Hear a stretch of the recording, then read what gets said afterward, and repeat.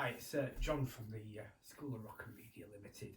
Um, we're all at home. We're all stuck at home for very good reasons to keep us safe, to keep our loved ones safe, and things can be pretty boring. I've no doubt. So we're probably missing our studios. We're probably missing our drum kits and our instruments, and we feel that there's not much that we can do really. So I just wanted to have a quick chat with everyone about where my journey started as a drummer. Obviously, I was about 12, 13 when I first wanted to play the drums. I remember um, my stepdad Andrew was a guitarist, and I wanted to play the guitar, but I wanted an electric guitar with the wowie thing, and I wanted to do all that. And like any good father, he got me this guitar, a Spanish guitar with nylon strings, and I was like, I looked at this thing. That's not what I had in mind. That's absolutely not what I had in mind. And I thought, well, that's just rubbish because I'd never get a girlfriend ever, with this silly nylon guitar. So I became a drummer out of sort of defiance, really, just to prove a point. But I still didn't have a drum set, and I still didn't have drumsticks. I didn't have anything, and back then we didn't really have YouTube, so we couldn't go online because online didn't exist. Yes, I am that old. So we didn't have the internet or anything. So where could I possibly learn to play the drums? And at that time, cymbals, you couldn't get very good cymbals. Zildjian was an American thing, very difficult to get in the UK. So what I was watching Top of the Pops, All Grey Whistle Test, things like that. Um, a lot of drummers at that time, really clever drummers. Roger Taylor from Duran Duran was a really big influence for me, and I was always trying to watch what Roger was doing, and you couldn't pause TV back then. He was a big influence to me. Keith Moon from The Who was a big influence. Uh, Ringo Starr, not everybody's cup of tea, but he was also a big influence. So I was trying to watch these players, but at that point I didn't have any sticks. Um, so now I have all these wonderful tools at my disposal. Look at all these sticks; it's fantastic. My choice are generally Vic Firth. I play the 7As. There's different sorts of grips. Some people hold the stick like this. Some people hold the stick like that. But I didn't always have sticks. And my first drum kit was my couch, and that really annoyed my mum because I used to put the TV on, like Top of the Pops and stuff like that. And I used to have a pair of chopsticks that I used to get at my mum's. I used to just play on the thing.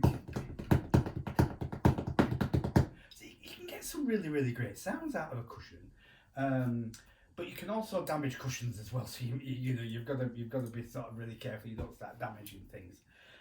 So I really learned how to play the drum kit from my couch.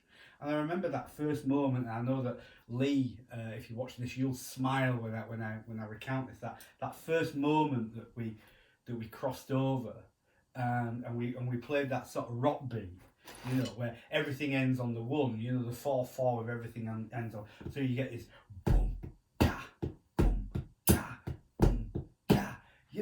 And it really sounded like a drum kit. It was my first ever drum kit. This is not my first ever drum kit. This is Michelle's couch, and she'd be very annoyed if I was playing this all the time. But couches can actually, in your imagination as well. You get these different tones and different cushions. And I remember as a kid just watching Top of the Pops, the All Grey Whistle Test, and just playing along to these songs. This is Planet Earth. This Planet Earth by Duran Duran. That's where I learned 16s. Would you believe? I didn't learn 16s on the drum set. I learned 16s watching Roger Taylor. So the 16s, as you know, is this is Planet. See, I learned that. And I started adding foot pedals, imaginary foot pedals. And you can actually hear it. You can actually feel it going through the floor as if it was a real drum kit. So, and that's really where my lessons began. I didn't really have a drum tutor. My music teacher didn't like me, Mr. Hooper. Some of you may know him. I tell you who did like me though, Mr. Greenwood. And I know Tony remembers Mr. Greenwood because he went to Ecky Upper. Mr. Greenwood was my woodwork teacher. not my music teacher, he was my woodwork teacher. And I remember Mr. Greenwood, the only thing I actually made in woodwork was a pair of drumsticks. My first ever drumsticks. And he taught me how to saw it off, and he taught me how to get the little nib on the end by using, I can't even remember what I used, but it showed me what to do. And when I created these first ever pair of drumsticks, every woodwork lesson I used to go to, my woodwork lesson, I was very disruptive. And he used to give me the key, and I remember exactly what he used to say. He used to get my mark, and he used to go, key, drama room, drum kit, go. And it was a double session. This was a double session with woodwork. For 2 hours I could go to the drama room and play on the drum set that was in there. And it wasn't a particularly great drum set, but it was good enough. And it was that where I learnt that first moment to take my arms and cross them over. So I had this imaginary hi-hat, I had this imaginary snare, I had this imaginary foot pedal, and that was how I taught myself to play the drums, listening to The Who and Duran Duran. And I remember my earphones, one of the best albums I ever remember was The Who live at Leeds. And I spent thousands and thousands of hours in my bedroom, eyes closed, listening to The Who live at Leeds. And I was Keith Moon, I was that drummer live at Leeds, dreaming to be that drummer behind that drum kit.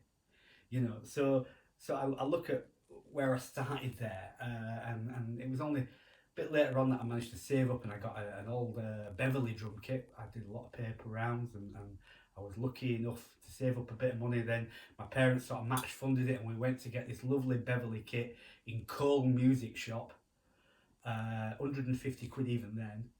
And I missed that kit. I ended up a couple of years later saving up and got a Premier APK, which was a really beautiful kit, but it was never the Beverly. And if I could track the old Beverly down now, I would love that old Beverly kit, lovely little jazz kit, sort of one up, one down, really simple, and everything used to fold into the kit top. So I used to be able to get on the bus with a drum kit to gig. So so much further on then, that I got to meet some great people in the music industry. I've listened to some great drummers, and I continue to learn. I continue to learn from everybody that I come into contact with. As you know, I've drummed for a lot of people. I've drummed for the Negatives. That was a fantastic gig. I love playing for the Negs. Love punk rock. Never a punk rocker, but to play punk rock was just fantastic, and the punk rock community is second to none, and to be a part of that is very humbling. And then went on to play with the White Ribbons, as you know. We get to play some really, really great stuff. So before I sort of sign off, I just want to introduce you to a thing called a fulcrum point. So we often don't see this online, and we don't really go into this. So I'm going to quickly show you what I mean by a fulcrum point. So where the Stars and Stripes is there, Vic Reeves are really good for this. So they sort of give you a little clue as to where you're putting your thumb and your forefinger. So a lot of drummers don't realise this. They just grip the thing. They think that all this movement is in the upper arm, and it's not. All this movement is your thumb and forefinger on the Stars and Stripes. You bring these fingers up to here, and there we have a fulcrum point. So when a drummer can go really, really fast, you see what's going on here. We're using these little fingers. Didn't learn that till quite recently, quite a few years ago, from a guy called Massimo Russo. Fantastic guy. He's a student of Don Famularo. So when you get a chance, get on the YouTube, look at what Massimo Russo is doing, look at what Don Famularo is doing. You never stop learning. I'm always learning. So right from my mum's chopsticks to my Vic Reeves 7A nylon tips, same principle. We'll do some more content later on, but thanks for tuning in.